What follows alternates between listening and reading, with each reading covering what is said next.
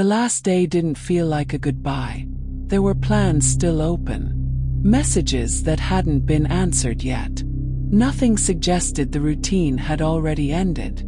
Some point something interrupted it. Not loudly, not in a way that caused immediate concern. But by the time the silence was noticed, it was already doing damage. No alarms, no urgency, just the belief that everything would explain itself. Her name was Kelsey Barrett. Kelsey was expected to be seen again, expected to respond, expected to continue a life that was already in motion. Nothing about that day suggested it would become a breaking point. When she didn't show up, concern didn't arrive all at once, came slowly, hidden inside patience and familiar excuses. Everyone assumed there was a reason. Everyone assumed there was time. Most people expect answers to come quickly in situations like this. Message, something that makes sense. That's not what happened. The place Kelsey was last known to be wasn't hidden. It wasn't remote. It was a familiar space. The kind people trust because it feels safe. Hours passed. Then another day. And with every delay, the story people told themselves became harder to defend.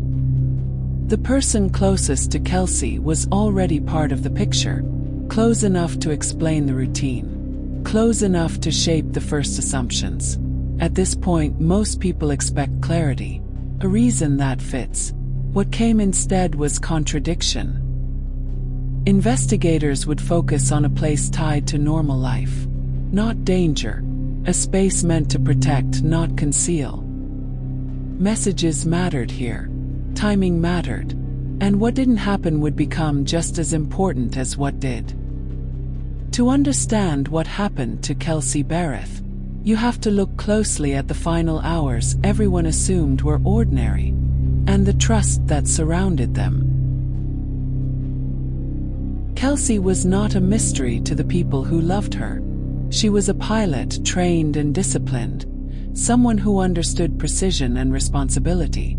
She had worked hard to build a career in aviation, earning respect in a field that demands focus and accountability. Flying was not just a job. It was proof that she trusted systems, preparation, and clear rules. Those same qualities shaped how she lived. Friends and family described Kelsey as thoughtful, structured, and deeply committed to her daughter.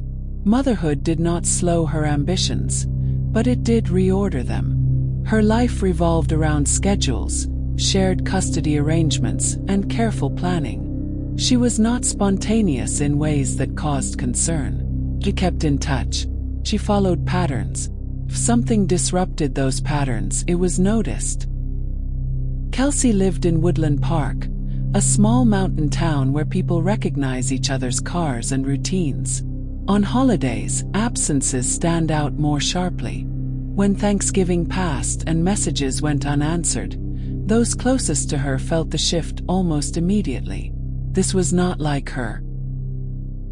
On November 22, 2018, surveillance footage confirmed Kelsey shopping at the grocery store with her young daughter.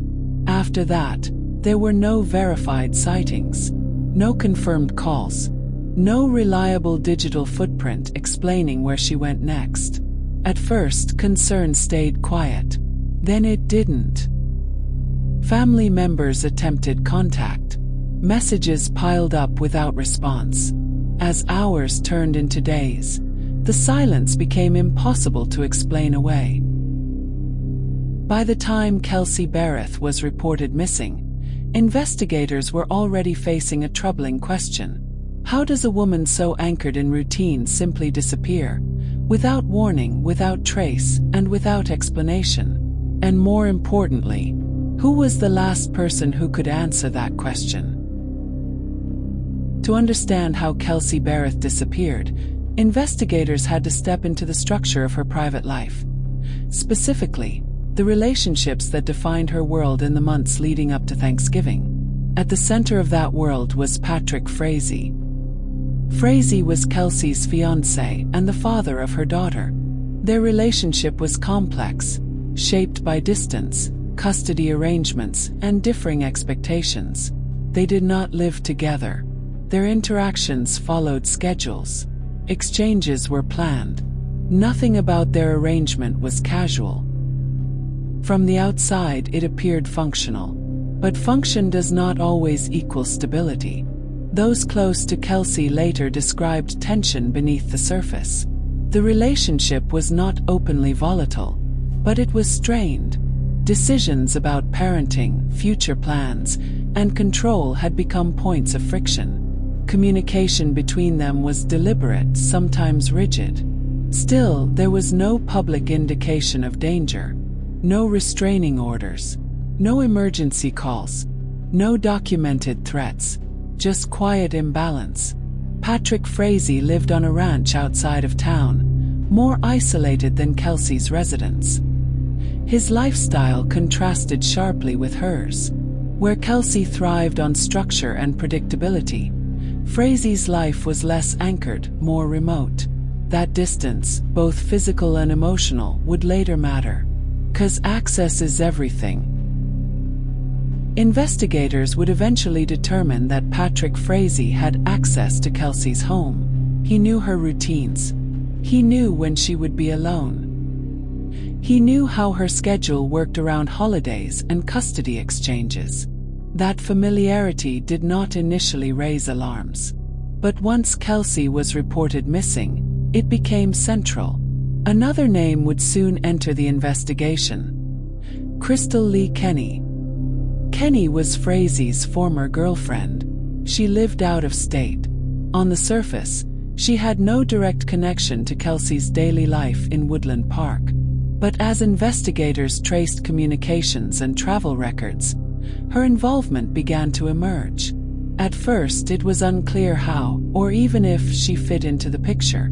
What was clear was that her presence complicated an already narrow field of possibilities. As law enforcement examined phone records, movements, and digital communications, they focused on proximity and opportunity rather than motive. The question was not why yet. It was who could. Who had the ability to enter Kelsey's home without raising suspicion? Who could interact with her without triggering concern? Who would benefit most from her silence? While friends searched for answers and family members waited for news, investigators quietly narrowed their focus. The list was short, and the closer they looked at Kelsey's inner circle, the more apparent it became that the answers were unlikely to come from strangers. They were going to come from someone she trusted, someone who knew her well enough to move through her life unnoticed, and someone whose story, when examined closely, would not hold its shape. When Kelsey Barrett was formally reported missing, investigators already suspected that whatever had happened to her did not begin in public. Began at home. Her townhouse in Woodland Park became the center of the investigation. There were no signs of forced entry, no broken doors, no obvious disturbance visible at first glance. That alone suggested something critical. Whoever had entered had been allowed inside. Detectives focused on reconstructing Thanksgiving Day, minute by minute. Surveillance footage confirmed Kelsey shopping at the grocery store earlier that day with her daughter. After that, her digital footprint narrowed sharply. No confirmed outgoing calls. No verified messages explaining a change of plans. Her phone went silent. That silence was not gradual. It was sudden. Inside Kelsey's home, investigators discovered blood evidence, not visible to the naked eye, but revealed through forensic testing. The amount and placement told a story that contradicted any theory of an accidental injury or sudden departure. The blood indicated violence, and it indicated that Kelsey had been injured inside her own home.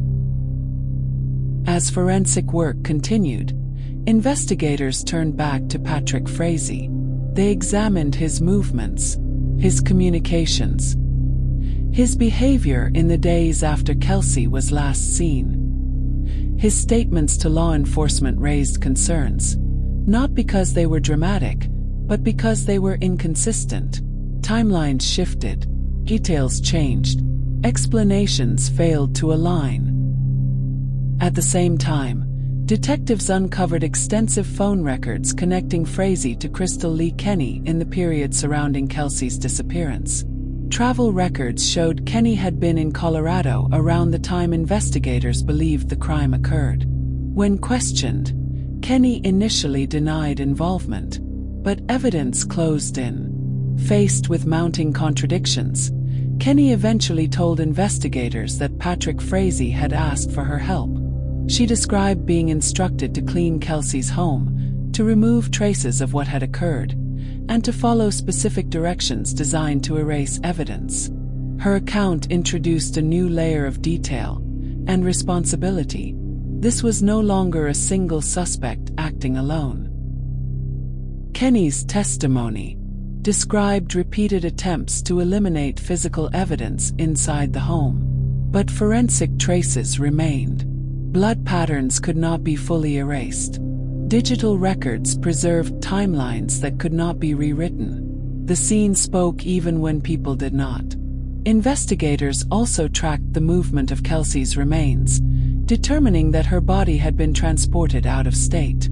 Evidence eventually led them to Idaho, where prosecutors would later state her remains were disposed of in a remote location. Her body was never recovered, but absence did not prevent prosecution.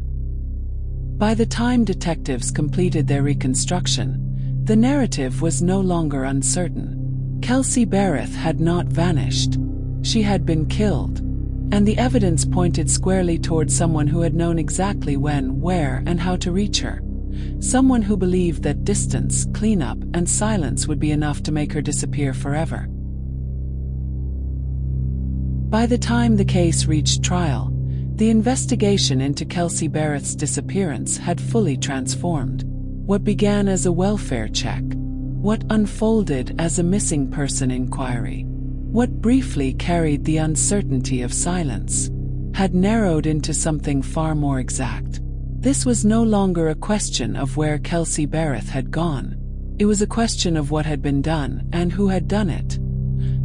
In 2019, Patrick Frazee was formally charged with first-degree murder, solicitation to commit murder, and tampering with a deceased human body. Prosecutors alleged that the crime occurred inside Kelsey's home on Thanksgiving Day, a date chosen not by chance, but by opportunity. They argued that Frazee understood her routine, her schedule, and the moments when she would be alone. Access, they said, was not incidental. It was foundational. The case prosecutors presented did not hinge on a single piece of evidence or a single witness. Instead, it was built deliberately, layer by layer, from elements that remained even after efforts had been made to remove them. Blood evidence recovered from inside Kelsey's home. Digital records tracing movements, communications, and timing. Phone data placing individuals at locations that contradicted earlier statements. Together, these details formed a narrative not of confusion, but of convergence. The defense focused heavily on one aspect of the prosecution's case, the testimony of Crystal Lee Kenny. They argued that her cooperation was motivated by self-interest, secured through a plea agreement that reduced her potential sentence. They questioned her credibility. They emphasized the absence of Kelsey's body.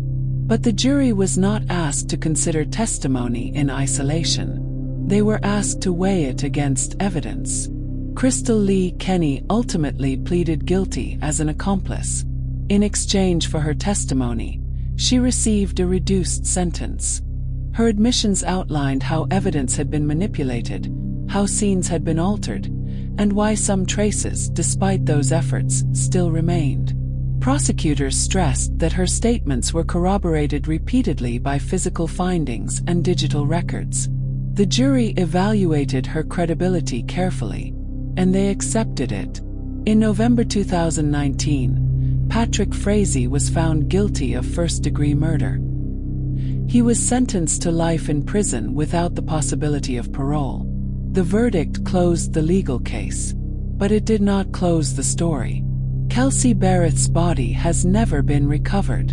There is no grave to visit, no final resting place marked by stone, no physical location where grief can settle. For her family, accountability came without recovery. Justice arrived without the comfort of answers to every question. What remains are memories, and the knowledge that responsibility was established through evidence rather than discovery. In the years since, Kelsey's case has become a reference point in discussions surrounding domestic violence, coercive control, and the risks that can exist behind lives that appear orderly and stable. It highlighted how predictability, daily routines, shared custody schedules, familiar patterns, can become vulnerabilities when observed by the wrong person. Her case also underscored a difficult truth: that absence does not mean lack of proof, that silence does not erase evidence, and that even when someone attempts to remove every trace, truth leaves its own residue. Kelsey Barrett was 29 years old. She was a pilot, a mother, a woman defined by responsibility, precision, and care. Her life was marked by structure, and it was that same structure that ultimately allowed investigators to reconstruct what happened when she could no longer speak for herself. Her voice was taken, but the evidence endured, and it spoke clearly enough to hold someone accountable. If you found this case fascinating, don't forget to like the video and subscribe. We post crime case videos every night.